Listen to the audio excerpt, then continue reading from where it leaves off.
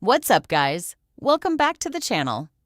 Tonight's story is one of the creepiest stories I've ever told. If you're alone right now, maybe leave a light on. And before we begin, make sure to subscribe and turn on notifications so you never miss another horror story. Now sit back, relax, and let's begin. My mom died when I was 14 years old. 3 years later, she came back. At least, that's what I thought. The night it happened started like any other. My dad was working a late shift at the local lumber mill, leaving me alone in our small house on the edge of town. The town itself wasn't special. A few thousand people, one gas station, one grocery store, and miles of dark forest surrounding everything. People always talked about those woods, hunters disappearing, campers hearing voices, missing dogs that never returned. Most people laughed about the stories. I did too, until that night. I was lying in bed scrolling through videos when I heard 3 slow knocks on the front door. Knock, knock, knock. I looked at my phone, 2:13 a.m. Immediately I felt something was wrong. Nobody visits someone at 2 in the morning, especially not during a storm. Rain hammered against the windows. Thunder rolled across the sky. The knocks came again. Knock, knock, knock, slow, patient, almost polite. I got out of bed and stepped into the hallway. The house felt strange. Too quiet, the air felt heavy, like something was waiting. I walked toward the front door. Then I heard a voice. "Jason!" I froze. My entire body locked up. I knew that voice. Everyone knows their mother's voice, even after years, even after death. "Jason!" My heart began pounding so hard it hurt. It sounded exactly like her. Not similar, not close, exactly the same softness, the same warmth, the same way she pronounced my name. I felt sick. My mother had been buried 3 years earlier. I attended the funeral. I watched the coffin lowered into the ground. There was no way she could be standing outside my house. Yet the voice continued. "Sweetheart, open the door." I couldn't move. I couldn't think. Then she said something that made my blood turn cold. "I brought your birthday present."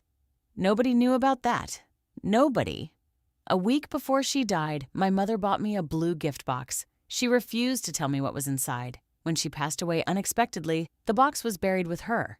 My father never talked about it again. Nobody else even knew it existed. Yet the voice outside knew.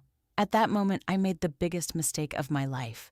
I walked toward the peephole, slowly, carefully, my hand trembling, and I looked outside. Standing on the porch was my mother, exactly as I remembered her. Same hair, same smile, same clothes, the same face I had seen in old family photographs. For one brief second, I almost believed it. Then I noticed something. She wasn't blinking. The rain poured down her face, water streamed from her hair, yet her eyes remained open, perfectly still, watching me. The smile on her face slowly widened, too wide, far wider than any human smile should. Then she whispered, "I know you're looking at me." I jumped backward. The porch light exploded, glass shattered, darkness swallowed everything outside, and suddenly the knocking started again. This time it wasn't polite, it was violent. Bang, bang, bang. The entire door shook. I backed away in terror. Then my phone rang. "Dad." I answered instantly. "Dad!" His voice sounded panicked. "Lock every door and every window." "Dad, something's outside." "I know." My blood froze. "What do you mean you know?" A long silence followed. Then he spoke. "They found it again." My stomach dropped. "What found what?" "The thing in the forest." Before I could ask another question, the call disconnected. No signal. Nothing. I tried calling him back. Failed. Again. Failed. That's when I heard footsteps above me, from the attic. Slow. Heavy. Impossible. Nobody was up there. The footsteps moved across the ceiling. Step, step, step, directly above my head. Then they stopped. The silence was worse than the noise. A moment later, I heard breathing. Slow, deep, like something enormous was lying flat against the attic floor. Listening, waiting. Then I noticed something in a crack in the ceiling. An eye, looking directly at me. And then it smiled.